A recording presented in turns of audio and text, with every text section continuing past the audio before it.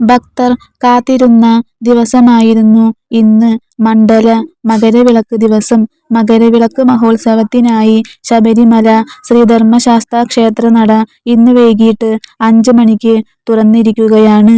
തന്ത്രി കണ്ഠര് മഹേഷ് മോഹനരുടെ നേതൃത്വത്തിൽ മേൽശാന്തി ED പ്രസാദാണ് നട തുറന്ന് ശ്രീകോവിലിൽ ദീപം തെളിയിച്ചത്. തുടർന്ന് മേൽശാന്തി 18ാം പടി ഇറങ്ങി ആഴിയിൽ അഗ്നി പകർന്ന ശേഷം ഭക്തർ 18ാം പടി ചവിട്ടി ദർശനം നടത്തിക്കൊണ്ടിരിക്കുകയാണ്. ഇന്ന് പ്രത്യേക പൂജകളൊന്നും തന്നെ ഇല്ല. നാളെ രാവിലെ 3 മണിക്ക് നട തുറന്ന് പതിവ് പൂജകൾ ആരംഭിക്കും.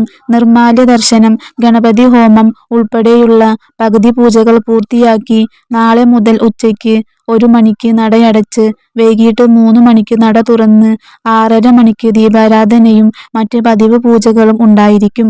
രാത്രി 11 മണിക്ക് ഹരിവരാസനം ചൊല്ലി നട അടയ്ക്കും. മണ്ഡല പൂജകൾ കഴിഞ്ഞ് ശനിയാഴ്ച രാത്രി 10-ന് ഹരിവരാസനം പാടിയാണ് ശബരിമല നട അടച്ചത്. 3 ദിവസത്തെ ഇടവേളയ്ക്ക് ശേഷമാണ് നട വീണ്ടും തുറന്നത്. മകരവിളക്കിനായി കണ്ണും നട്ട് കാത്തിരിക്കുകയാണ് അയ്യപ്പ ഭക്തന്മാരെല്ലാം. ജനുവരി 14-നാണ് മകരവിളക്ക്. ജനുവരി 12-ാം തീയതി പന്തളത്തുനിന്ന് തിരുവാഭരണ ഘോഷയാത്ര പുറപ്പെടും. 14-ാം തീയതി വൈകിട്ടോടെ ശബരിമല സന്നിധാനത്ത് എത്തിച്ചേരുകയും ചെയ്യും. അതിനുശേഷം ഭഗവാനെ തിരുവാഭരണം ചാർത്തിയുള്ള ദീപാരാധന ഉണ്ടായിരിക്കും. 10-ാം തീയതി തന്നെ മല കയറുന്ന അയ്യപ്പ ഭക്തന്മാർ മകരവിളക്ക് വരെ സന്നിധാനത്ത് തന്നെ തുടരും.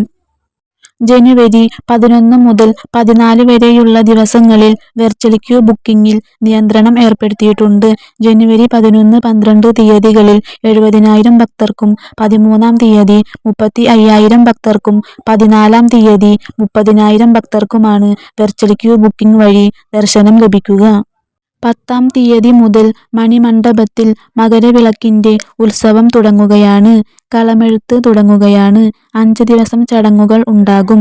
ജനുവരി 20-ാം തീയതി മുതൽ ഭക്തന്മാർക്ക് ദർശനത്തിനുള്ള അവസരം അവസാനിക്കുന്നതാണ്.